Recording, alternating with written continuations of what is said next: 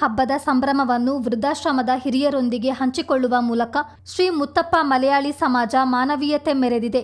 ಓಣಂ ಹಬ್ಬದ ಅಂಗವಾಗಿ ಹೆಗ್ಗಳದಲ್ಲಿರುವ ಸ್ನೇಹಭವನ ಹಾಗೂ ಮರ್ಸಿ ಹೋಮ್ ವೃದ್ಧಾಶ್ರಮದ ನಿವಾಸಿಗಳಿಗೆ ಸಮಾಜದ ವತಿಯಿಂದ ಓಣಂ ಸದ್ಯ ಏರ್ಪಡಿಸಲಾಗಿತ್ತು.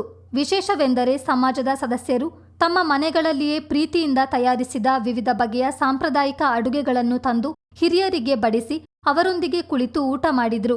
ಹಿರಿಯರೊಂದಿಗೆ ಆತ್ಮೀಯವಾಗಿ ಮಾತನಾಡಿ ಅವರ ಸುಖ ದುಃಖಗಳನ್ನು ಆಲಿಸುವ ಮೂಲಕ ಹಬ್ಬದ ಸಂತಸವನ್ನು ಹಂಚಿಕೊಂಡರು. ಕಳೆದ 4 ವರ್ಷಗಳಿಂದ ಸಮಾಜವು ಯಾವುದೇ ಪ್ರಚಾರದ ಹಂಬಲವಿಲ್ಲದೆ ಈ ಸೇವೆಯನ್ನು ನಿರಂತರವಾಗಿ ನಡೆಸಿಕೊಂಡು ಬರ್ತಿದೆ. ದೇವರು ಇಳಿದು ಬಂದ ತಮ್ಮ ಮಕ್ಕಳನ್ನು ಭೇಟಿ ನೀಡುವಂಥ ದಿನ. ದೇವರು ಇಳಿದು ಬಂದಾಗ, ದೇವರು ನಮ್ಮ ಜೊತೆ ಇದ್ದಾಗ ಎಲ್ರಿಗೂ ಸಂತೋಷ, ಖುಷಿ ಅಲ್ವಾ?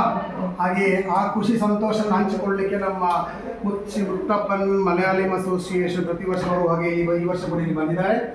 ಅವರೆಲ್ಲರನ್ನು ಸ್ವಾಗತಿಸೋಣ, ಚಪ್ಪಾಳೆ ತಟ್ಟಿ ಸ್ವಾಗತಿಸೋಣ ಅವ್ರನ್ನ. ಮತ್ತೆ ಅವರು ತಂದಿರುವಂಥ ಆಹಾರ ಪದಾರ್ಥಗಳಿಗೂ ದೇವರವರು ಧಾರಾಳವಾಗಿ ಆಶೀರ್ವದಿಸಲಿ. ಅವರ ಎಲ್ಲ ಕಾರ್ಯಕ್ರಮಗಳನ್ನು, ಕೆಲಸ ಕಾರ್ಯಗಳನ್ನು ದೇವರು ಯಶಸ್ವಿಯಾಗಿ ನಡೆಸಲಿ. ಅವರ ಕುಟುಂಬಗಳನ್ನು, ವಿಶೇಷವಾಗಿ ಕುಟುಂಬಗಳಲ್ಲಿ ಯಾರಿಗೆ ದೇವರ ಆಶೀರ್ವಾದ ಕಾಯಿಲೆರೋರು ಇರ್ತಾರೆ ಅಲ್ವಾ, ವಯಸ್ಸಾದವರು ಇರ್ತಾರೆ, ಚಿಕ್ಕ ಮಕ್ಕಳು ಇರ್ತಾರೆ, ಅವರೆಲ್ಲರನ್ನೂ ದೇವರು ಧಾರಾಳವಾಗಿ ಆಶೀರ್ವದಿಸಲಿ ಎಂದು ಪ್ರಾರ್ಥಿಸೋಣ. ಓಣಂ ಹಬ್ಬ ಆಚರಣೆಯನ್ನು ಇದೇ ಬರುವ ತಿಂಗಳು ಸೆಪ್ಟೆಂಬರ್ 6ರಂದು ಭಾನುವಾರದಂದು ಆಚರಣೆ ಮಾಡಲು ತೀರ್ಮಾನ ಮಾಡಿದ್ದೀವಿ.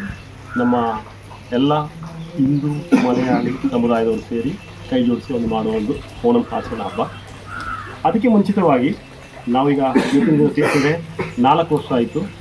ಸ್ನೇಹಭವನ್ ಪುರುಷರ ಮತ್ತು ಮಹಿಳೆಯರ ಆ ಸ್ನೇಹಭವನಿಗೆ ನಮ್ಮ ಸಂಘದ ಹಲವು ಸದಸ್ಯರುಗಳು ಓಣಂ ಸದ್ಯ ಊಟ ಉಪಚಾರವನ್ನು ಅವರ ಮನೆಯಲ್ಲೇ ತಯಾರಿಸಿ ಇಲ್ಲಿ ಬಂದು ಅವರ ಜೊತೆ ಹಂಚಿ ಓಣಂ ಆಚರಣೆಯನ್ನು ಇಲ್ಲಿಂದ ನಾವು ಚುರು ಹಚ್ಚುವ ಒಂದು ಕಾರ್ಯಕ್ರಮ 4ನೇ ವರ್ಷ ಇದು ಮಾಡ್ತಾ ಬರ್ತಿರೋದು.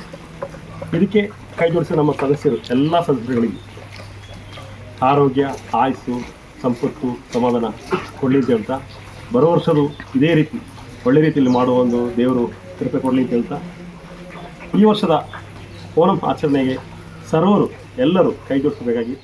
ಈ ಸಂದರ್ಭ ಸಮಾಜದ ಅಧ್ಯಕ್ಷ PG ಸುಮೇಶ್, ಹೆಗ್ಗಳ ಚರ್ಚಿನ ಧರ್ಮಗುರು ಫಾದರ್ ಮ್ಯಾಥ್ಯೂ, ಸಮಾಜದ ಗೌರವಾಧ್ಯಕ್ಷ ಪದ್ಮನಾಭ ಟೀಕೆ, ಸಲಹೆಗಾರ PJ ವಿಶ್ವನಾಥ್, ಸಹ ಕಾರ್ಯದರ್ಶಿ ರಂಜಿತ್, ನಿರ್ದೇಶಕಿ KR ಬಿಂದು ಸೇರಿದಂತೆ ಪದಾಧಿಕಾರಿಗಳು ಹಾಗೂ ಸದಸ್ಯರು ಇದ್ದರು.